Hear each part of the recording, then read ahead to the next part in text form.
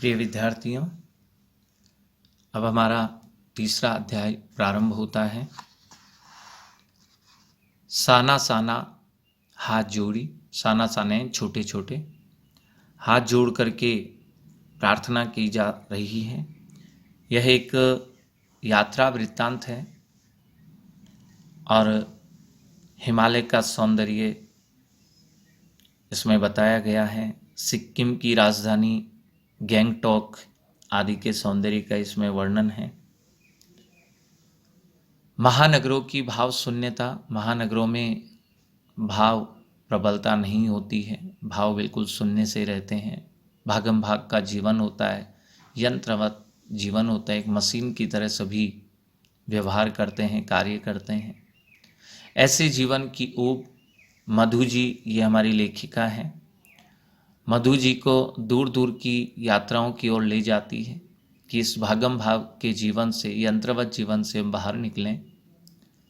उन्हीं यात्राओं के अनुभव को उन्होंने अपने यात्रा वृत्तांत में शब्दबद्ध किया। साना साना हाथ जोड़ी, छोटे छोटे हाथ जोड़कर। इसमें पूर्वोत्तर भारत के सिक्किम राज्य की राजधानी है गैंगटॉक और उसके आगे हिमालय की यात्रा का वर्णन किया है।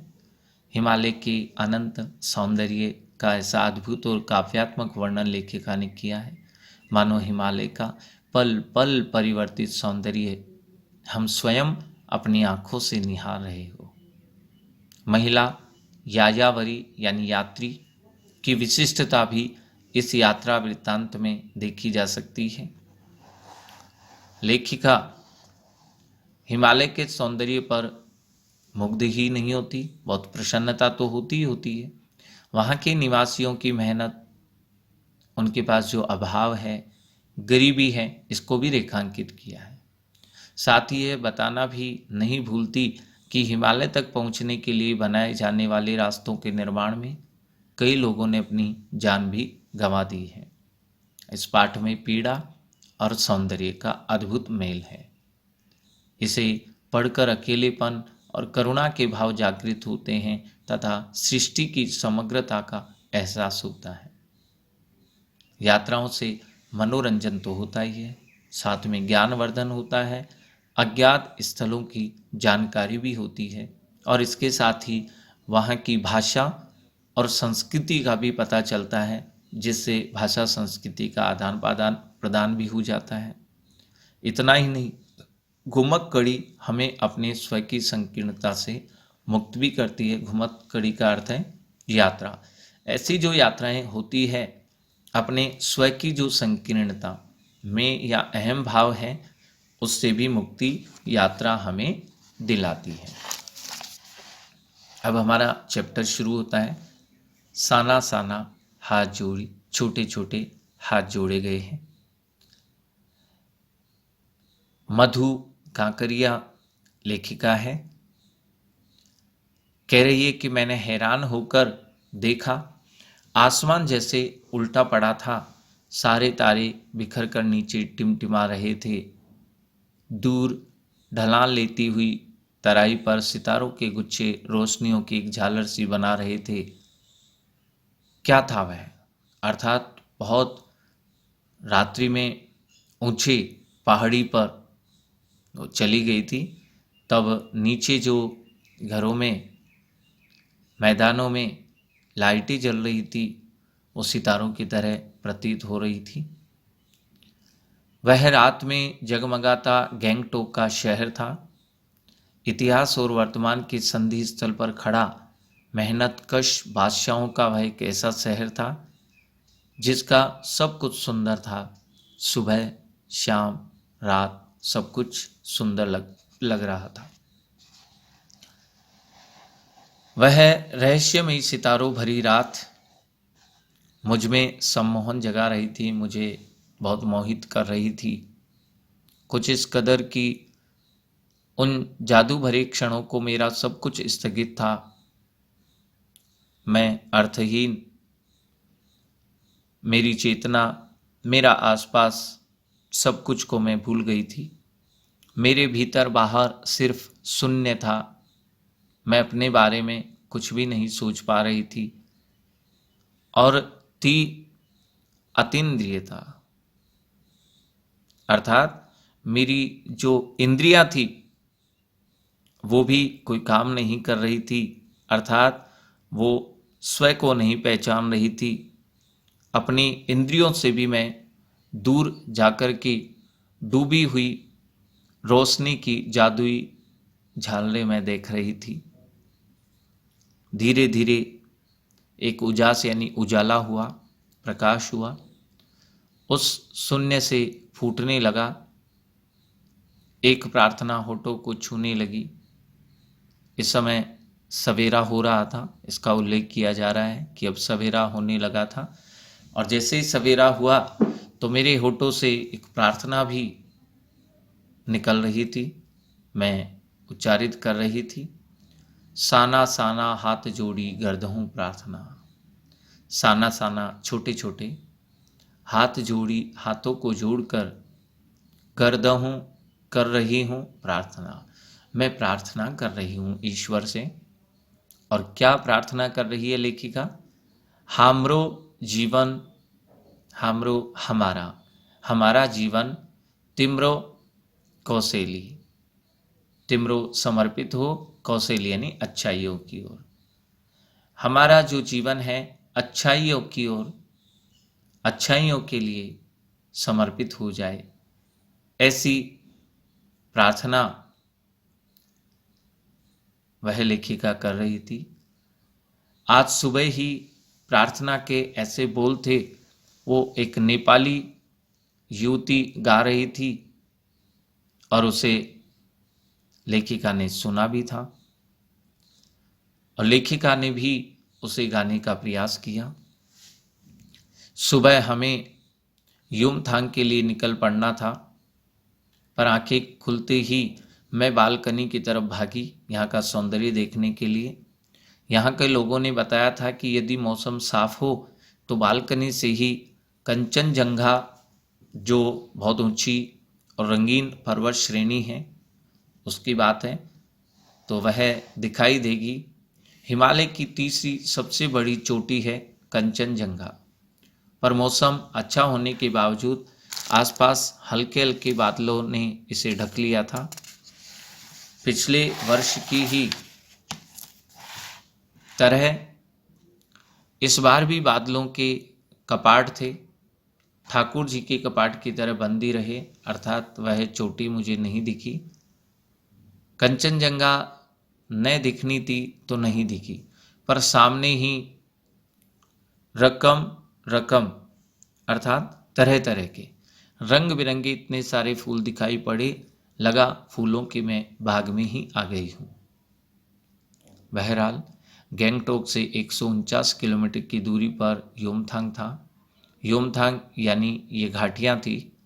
सारे रास्ते हिमालय की घनतम घाटियाँ, फूलों से लदी वादियाँ मिलेंगी आपको। ड्राइवर कम गाइड, अर्थात वह ड्राइवर था और गाइड का काम भी वही कर रहा था। उसका नाम था जितेन नार्गे। ये बता रहा था तो क्या वहाँ बर्फ मिलेगी। इस प्रकार से बचकाने उत्साह से, बच्चों के से उत्साह से मैं पूछने लगी तो ड्राइवर बोलता है चलिए। तो जगह जगह गदराए पाइन और धूपी के खूबसूरत नुकीले पेड़ों का जायजा लेते हुए हम पहाड़ी रास्तों पर आगे बढ़ने लगे। एक जगह दिखाई दी, एक कतार में लगी सफ़ेद सफ़ेद बौद्ध पताकाएं, किसी ध्वज की तरह लहराती, शांति और अहिंसा का प्रतीक। ये पताकाएं जिन पर मंत्र भी लिखे हुए थे। नार्गे ने बताया कि यहाँ बुद्ध की बड़ी मान्यता है। जब भी किसी बुद्धिस्ट की मृत्यु होती है, उसकी आत्मा की शांति के लिए शहर से दूर किसी भी पवित्र स्थान पर 108 श्वेत पताकाएं पहरा दी जाती हैं। नहीं, इन्हें उतारा नहीं जाता है, ये धीरे धीरे अपने आप ही नष्ट हो जाती है। कई बार किसी नए कार्य की शुरुआत में भी ये पताकाएं लगा दी जाती हैं, पर वे उस समय रंगीन होती हैं। नार्गे बोलता जा रहा था। और मेरी नज़र उसकी जीप में लगी दलाई लामा की तस्वीर पर टिकी हुई थी। कई दुकानों पर भी मैंने दलाई लामा की ऐसी तस्वीर देखी थी। हिचकोले खाती लहराती हुई हमारी जीप थोड़ी और आगे बढ़ी। अपनी लुभावनी हंसी बिखेरते हुए वह जितेन, जो ड्राइवर और गाइड था, बताने लगा कि इस जगह का नाम है कवि लॉन्ग स्टॉक। यहाँ गाइड फिल्म की शूटिंग हुई थी। तिब्बत के चीस के बमसन ने लेपचाओ के सोमेन से कुंज तेग के साथ साथ संधि पत्र पर यही हस्ताक्षर किए थे। ये नाम है, बताए जा रहे हैं कि यहाँ पर एक संधि हस्ताक्षर हुए थे। एक पत्थर यहाँ स्मारक के रूप में भी लगा हुआ है, जिसमें लेपचा और भूटिया सिक्किम की इन दोनों स्थानीय जातियों के बीच जो बहुत लंबे समय तक झगड़े चले, उनके बाद शांति वार्ता की शुरुआती स्थल का परिचय स्मारक दे रहा था। उन्हीं रास्तों पर मैंने देखा एक कुटिया के भीतर घूमता चक्र। यह क्या है? नार्गे कहने लगा, मैडम, यह धर्म चक्र है, प्रियर व्हील अंग्रेजी में धर्म चक्र को कहा जाता है। इसको घुमाने से सारे पाप धुल जाते हैं। लेखिका कहने लगी, क्या?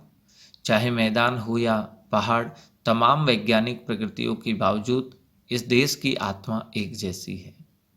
लोगों की आस्थाएं, विश्वास, अंधविश्वास, पाप पुण्य की अवधारणाएं और कल्पनाएं सब एक जैसी ही है।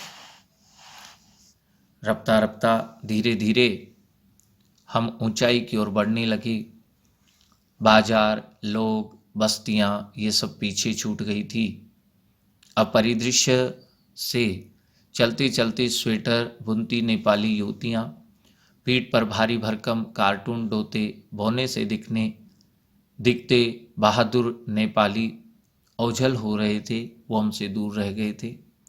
अब नीचे देखने पर घाटियों में ताश के घरों की तरह पेड़ पौधों के बीच छोटे छोटे घर जरूर दिखाई दे रहे थे। हिमालय भी अब छोटी छोटी पहाड़ियों के रूप में नहीं, वरन अपने विराट रूप और वैभव के साथ सामने आने वाला था। हिमालय की घाटियों में हम चढ़ रहे थे। न जाने कितने दर्शकों, यात्रियों, तीर्थाटनियों का काम्य हिमालय, कामनाओं को, इच्छाओं को पूरा करने वाला हिमालय, पल पल परिवर्तित हिमालय, पल पल उसका दृश्य, वातावरण सब कुछ बदल रहा था। और देखते देखते रास्ते वीरान हो गए, संकरे और जलेबी की तरह घुमावदार होने लगे। हिमालय बड़ा होते होते विशालकाय होने लगा। घटाएं गहराती गहराती अब पाताल नापने लगी, अर्थात ये जो घटाएं छा जाती हैं, बादल, वो भी अब लगभग नीचे छूट जाने लगे।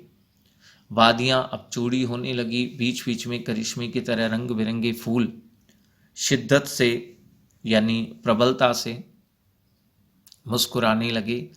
उन भीमकाय विशाल पर्वतों के बीच और घाटियों के ऊपर बने संकरे कच्चे पक्के रास्तों से गुजरते हुए यूं लग रहा था जैसे हम किसी सघन हरियाली वाली गुफा के बीच हिचकोले खाते हुए निकल रहे हैं।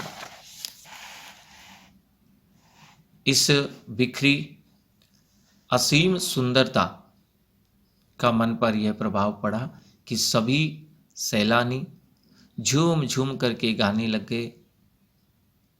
जो घूमने आए थे, पर्यटक थे, सभी इस सुंदरता को देख करके गाने लग गए, सुहाना सफ़र और ये मौसम हंसी। पर लेखिका कह रही है, मैं उस समय मौन थी, किसी ऋषि की तरह बिल्कुल शांत थी। मैं चाहती थी कि सारे परिदृश्य को अपने भीतर ही मैं भर लूं, पर मेरे भीतर कुछ बूंद बूंद पिघलने लगा था। जीप की खिड़की से मुंडकी यानी अपना सिर निकाल करके मैं कभी आसमान को छूते पर्वतों के शिखर देखती, तो कभी ऊपर से दूध की धारा की तरह झरझर गिरते जल प्रपातों को यानी झरनों को देखती थी, बिल्कुल दूध की तरह सफ़ेद और शुद्ध पानी वाले झरने। तो कभी नीचे चिकने चिकने गुलाबी पत्थरों के बीच इटला इटला कर बहती चांदी की तरह कौंद मारती हुई चमकती हुई बनी ठनी तीस्ता नदी, यहाँ तीस्ता नदी भी बह रही थी। सिलीगुड़ी से ही हमारे साथ ये तीस्ता नदी थी, सिलीगुड़ी से ये प्रारंभ हो गई थी, पर यहाँ उसका सौंदर्य पराकाष्ठा पर था, बहुत अधिक सौंदर्यता से पूर्ण अब ये नदी यहाँ पर दिख रही थी। इतनी खूबसूरत नदी लेखिका कह रही है मैंने तो पहली बार देखी थी। मैं रोमांचित हो गई थी, पुलकित बहुत प्रसन्न हो गई थी, चिड़ियों के पंखों की तरह हल्की थी। मेरे नगपति, नगपति पहाड़ को कहते हैं या हिमालय को कहा गया है। मेरे नगपति मेरे विशाल, मैंने हिमालय को सलामी देनी चाही, तभी जीप एक जगह रुक गई। खूब ऊंचाई से पूरे वेग के साथ ऊपर शिखरों के भी शिखर से गिरता फैन उगलता यहाँ एक झरना था। इसका नाम था सेवन सिस्टर्स वाटरफॉल। फ्लैश चमकने लगे, अर्थात यहाँ सभी फोटो लेने लगे। कैमरा सबका बाहर आ गया, कैमरों का फ्लैश चमकने लग गया, फोटो इत्यादि लेने लगे। सभी सैलानी यानी पर्यटक इन खूबसूरत लम्हों की रंगत को कैमरे में कैद करने में मशगूल थे, व्यस्त हो गए थे। आदिम युग की किसी अभिशप्त यानी शापित राजकुमारी सी मैं भी नीचे बिखरे भारी भरकम पत्थरों पर बैठकर झरने के संगीत के साथ ही आत्मा का संगीत सुनने लगी। झरने के बहने से जो आवाज़ आ रही थी उस आवाज़ को मैं सुनने लग गई। थोड़ी देर बाद ही बहती जलधारा में पांव डुबोया तो भीतर तक भीग गई, अर्थात उसने बहुत प्रभावित किया। बिल्कुल ठंडा पानी था, मन काव्यमय हो उठा, सत्य और सौंदर्य को छूने लग गया। जीवन की अनंतता का प्रतीक वह झरना था। उन अद्भुत अनूठे क्षणों में मुझ में जीवन की शक्ति का एहसास हो रहा था। इस कदर प्रतीत हुआ कि जैसे मैं स्वयं भी देश और काल की सरहदों से, सीमाओं से दूर बहती धारा बनकर बहने लग गई हूँ। भीतर की सारी तामसिकताएं,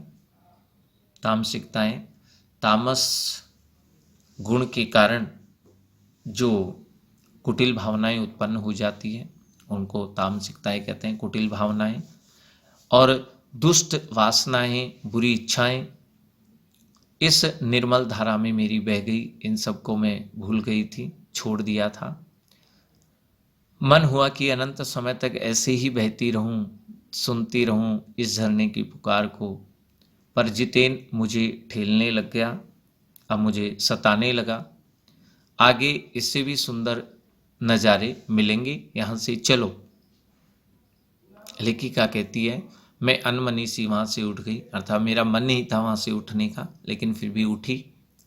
थोड़ी देर बाद ही फिर वही नज़ारे, आंखों और आत्मा को सुख देने वाले।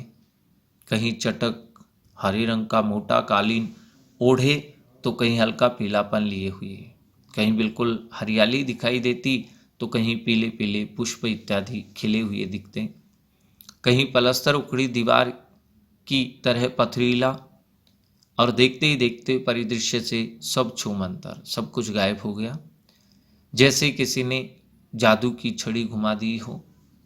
सब पर बादलों की एक मोटी चादर आ गई, सब कुछ दिखना बंद हो गया था, सब कुछ अब बादलमय हो गया था, बादलों ने सबको ढक लिया था।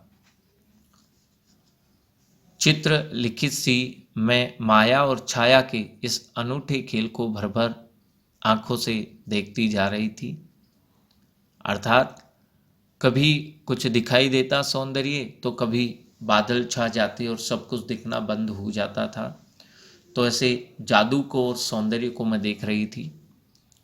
प्रकृति जैसे मुझे सयानी यानी समझदार बनाने के लिए जीवन रहस्यों का उद्घाटन करने के लिए तुली हुई थी। ये प्रकृति मुझे बहुत समझदार लगभग मान रही थी और अपने रहस्य मेरे सामने खोल रही थी, उजागर कर रही थी। धीरे धीरे धुंध की चादर थोड़ी छटी, अब धुंध कम हो गई थी। अब वहाँ पहाड़ नहीं, दो विपरीत दिशाओं से आते छाया पहाड़ थे। थोड़ी देर बाद ही वे छाया पहाड़ अपने श्रेष्ठतम रूप में मेरे सामने थे। जीप थोड़ी देर के लिए यहाँ रुकवा दी गई थी। मैंने गर्दन घुमाई, सब और जैसे जन्नत थी, अर्थात स्वर्ग जैसा लगा। नजरों के छोर तक, जहाँ तक हमारी दृष्टि जा सके, खूबसूरती ही खूबसूरती दिखाई दे रही थी। अपने को निरंतर दे देने की अनुभूति कराते पर्वत थे। इसके अलावा झरने, फूल, घाटियाँ, वादियाँ, ये यहाँ के दुर्लभ नज़ारे थे। वहीं कहीं लिखा भी था, थिंक ग्रीन, हरा भरा सोच हो हमारी सबकी। आश्चर्य, पल भर में ब्रह्मांड में कितना कुछ घटित हो रहा था। सतत लगातार प्रवाहमान बहते हुए झरने थे, नीचे वेग से बहती हुई तीस्ता नदी थी, सामने उड़ती हुई धुंध, ऊपर मंडराते बादल जो आवारा से प्रतीत हो रहे थे, मध्यम मध्यम धीमी धीमी हवा के हिलोरे चल रहे थे। प्रियुता और रोडोड्रेंडो के फूल जिसमें उस हवा से हिल रहे थे, सब अपनी अपनी लय, तान और प्रभाव में बहते हुए से। चैरवेती, चैरवेती अर्थात चलते रहो, चलते रहो। समय के इसी सतत प्रवाह में तिनके का बहता हमारा वजूद था। हमारा अस्तित्व इस समय बहुत कम था, नहीं के बराबर था। पहली बार एहसास हुआ कि जीवन का आनंद क्या है। यही चलायमान सौंदर्य है। वास्तव में ये जो सौंदर्य है वो सच्चा जीवन का आनंद है। ये लेखिका को पहली बार पता चला। संपूर्णता के उन क्षणों में हम इस विखरे सौंदर्य से इस कदर एकात्मक हो रहा था कि भीतर बाहर की रेखा अब मिट गई थी। आत्मा की सारी खिड़कियां खुलने लग गई थी। मैं सचमुच ईश्वर के निकट थी। सुबह सीखी हुई प्रार्थना फिर होठों को छूने लगी थी, फिर गुनगुनाने लगी थी। साना साना हाथ जोड़ी, छोटे छोटे हाथों को जोड़ करके प्रार्थना करते हैं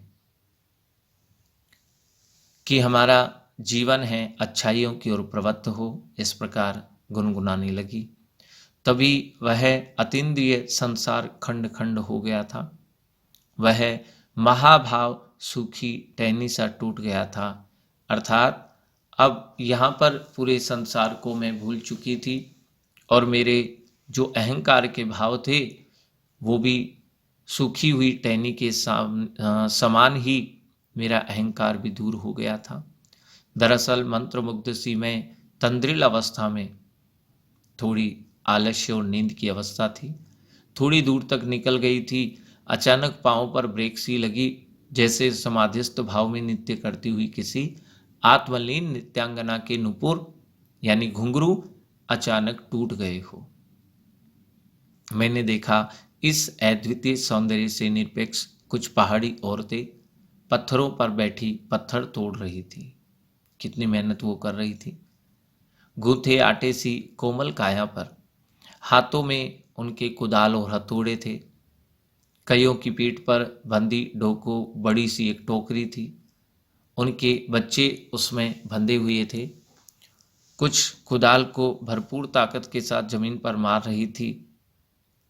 ये रास्ता बनाने के लिए कठिन परिश्रम कर रही थी महिलाएं।